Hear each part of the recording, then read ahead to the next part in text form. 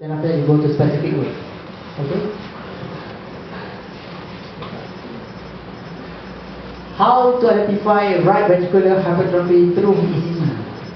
I will explain this in this slide.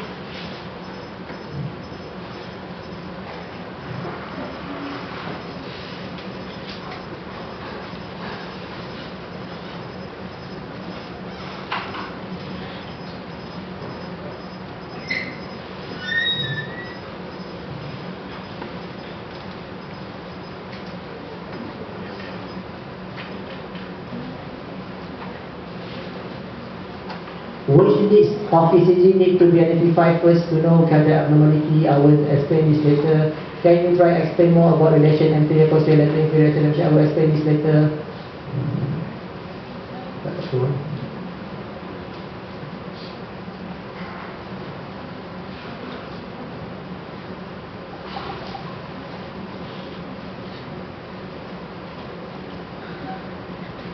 What is the common cardiac abnormality of ECG?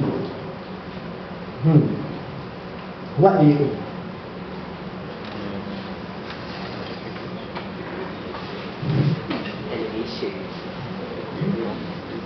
Okay, I can say that the highest contributing diseases towards mortality in primary and tertiary center is heart disease.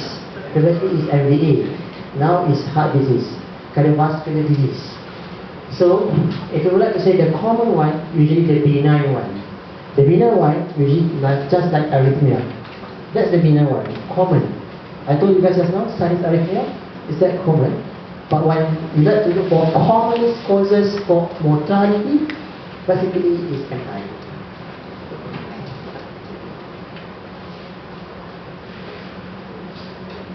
Okay, bundle branch block is a favorite question by student. I will explain this later. What is the principle of management if parents did not give consent for lumbar puncture? This is part of topic, but I like this ethical issue. So we come into ethics now. There are 4 principles of ethics in managing patient. One is confidentiality. Second one is justice. Is it okay? Justice. Third one is no harm, no malediction. Fourth one is beneficial. Alright. What does it mean by confidentiality? It means that the diseases, whatever the disease, whenever you would like to break the news, it must be towards the patient only. If less than 18-year-old, by the caretaker as well, provided with the presence of the children. So you cannot tell, he's got RVD, he's got tuberculosis, he's got HIV to your kids. No, you cannot be like that. So maintain confidentiality. Second one is justice. Justice to yourself, to your patient, and to the resources. Example, you would like to give pantoprazole for patient with gastritis. Is that justice to patient?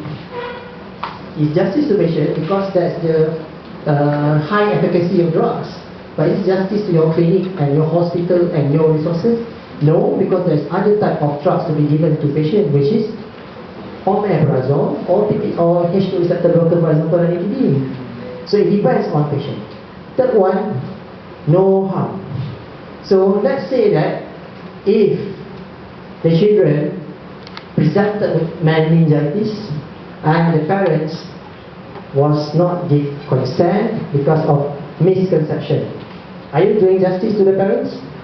Provided you have give informed consent. Informed here means that you already explained to the parent how lumbar puncture need to be done, what the risk, what is the benefit, and what would happen if the treatment not turned into as from the result of lumbar puncture. Your child will die or your child will become paralyzed because of the complication of meningitis. In other words, your child will become cacat. So, if the parents understand all this and they would like to take the risk, what actions? You look at the severity of the children. If the children entering phase of life-threatening condition, example, you start with empirical treatment, There is not. Do you know there's empirical antibiotics for meningitis? It depends on the age group, either children or infant. Alright. So if like infant, you need to cover more towards GBS, growth receptor infection. So basically the ampicillin one, agree? So penicillin base. So it is presented with atypical features and the condition is worsening. And you must have the lumbar puncture to save the child.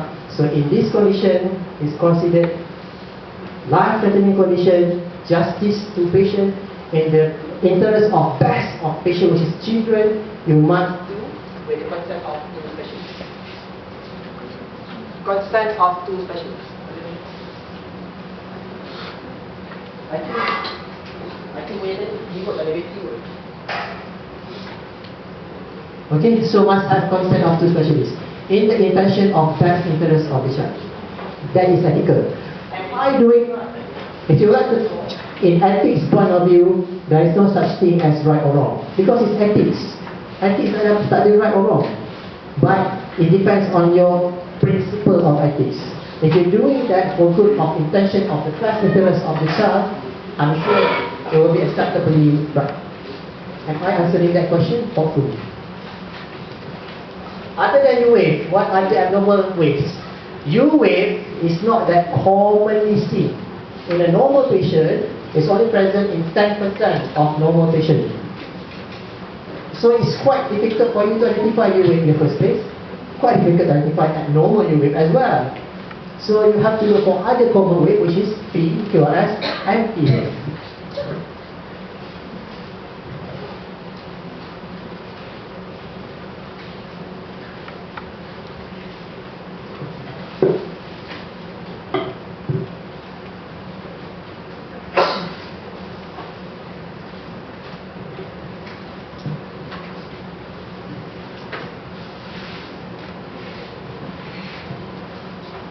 Okay, can we start? Bismillahirrahmanirrahim.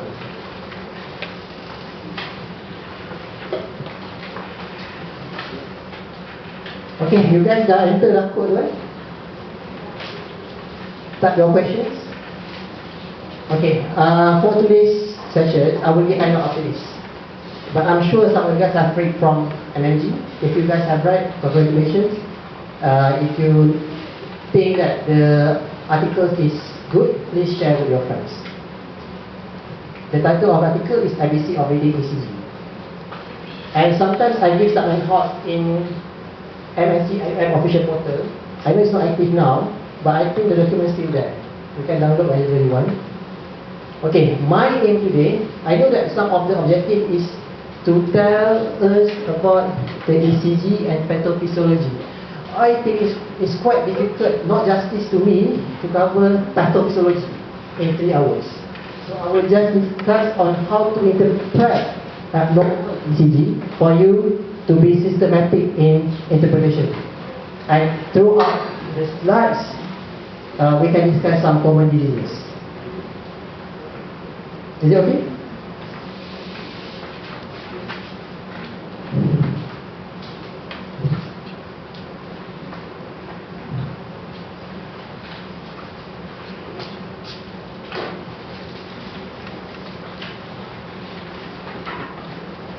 Okay, I put just my point. You can see. This one, I think my point is.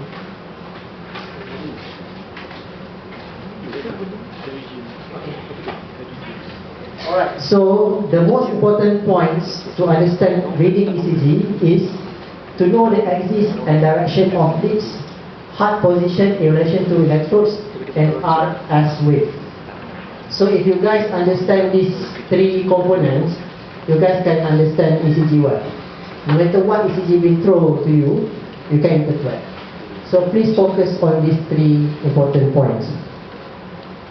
There is no other way to understand ECG other than memorize this diagram. Imagine that there is a guy. You must remember, left hand is lead 1, 2, 3. Then you have right, left, and foot limb leads. AVR, AVL, AVF. Easy to remember? There's no other way I can help. You need to remember. You need to memorize. Alright? Always remember why. Okay, now imagine the position of the heart. This is the position of the heart. So it's actually towards lateral and inferior. Okay, put that heart on top of that diagram or cartoon. Which piece you will say is follow the direction of the heart? 2, 1, 2. Direction of the heart is like this. When there is a lateral, inferior, so the end direction will be here.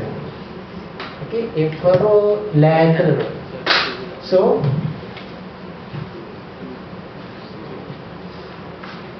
which one will be positive? 2. Okay, 2 obviously positive. ABM?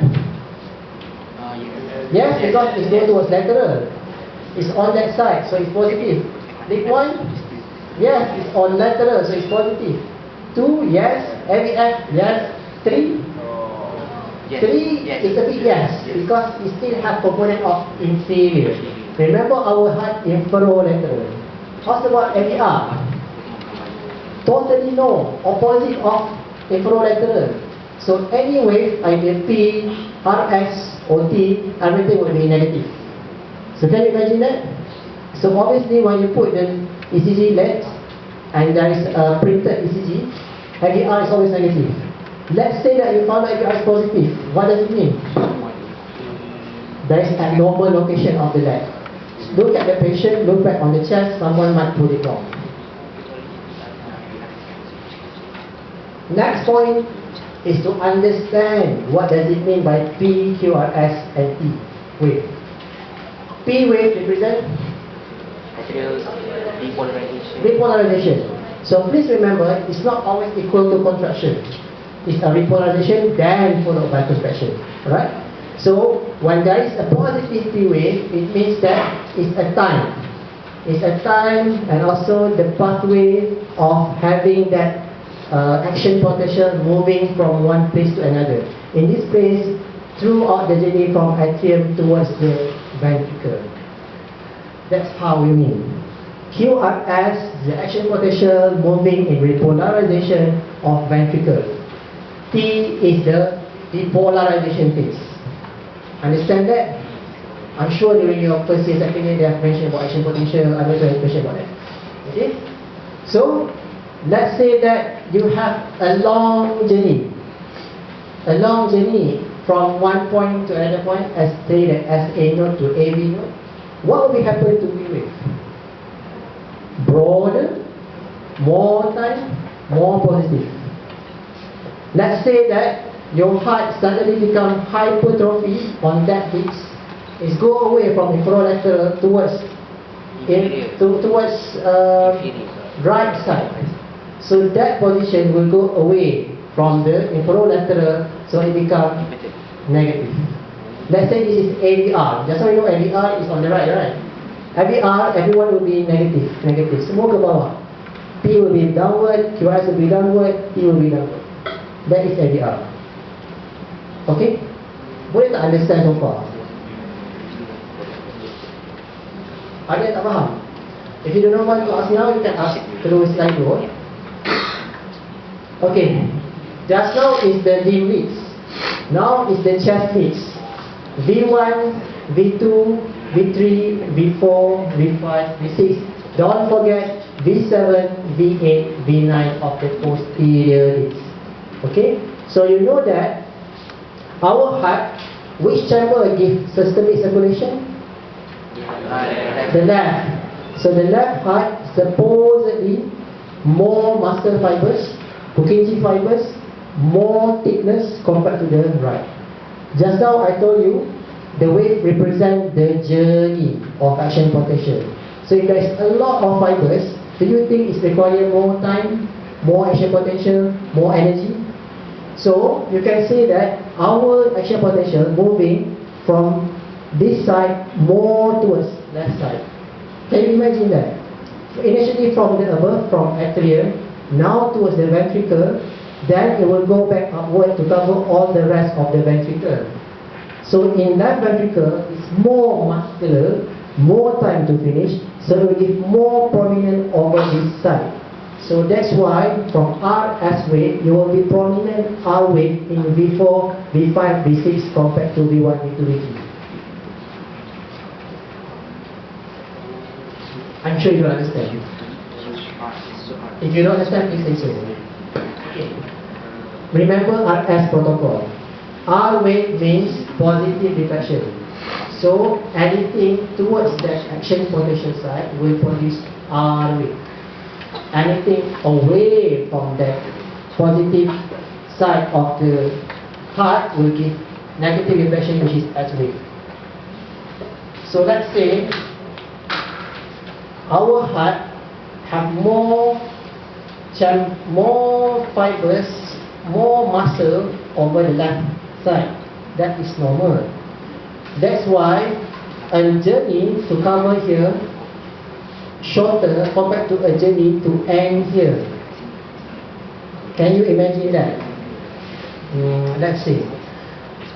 From Johor Bahru to Bukit Kayu Hitam, Johor Bahru to Labuan.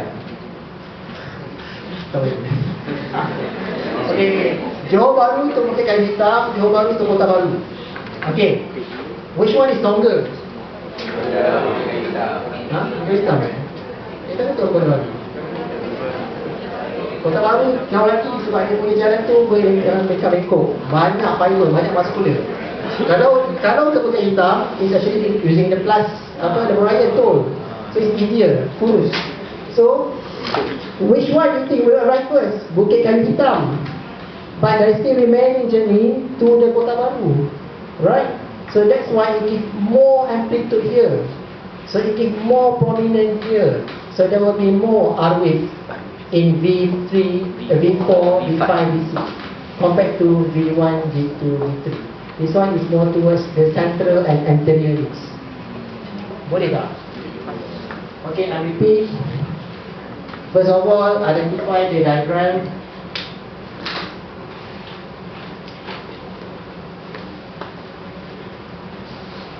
Please remember this diagram.